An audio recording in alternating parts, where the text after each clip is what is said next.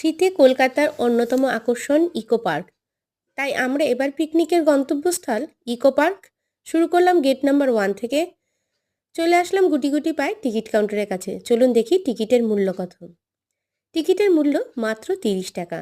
সকলে মিলে টিকিট কেটে আমরা ঢুকে পড়লাম ইকো পার্কে। সবার প্রথমেই চোখে পড়ল এই সুন্দর অনবদ্য ঝিলটি, যার শোভা ছিল অনবদ্য।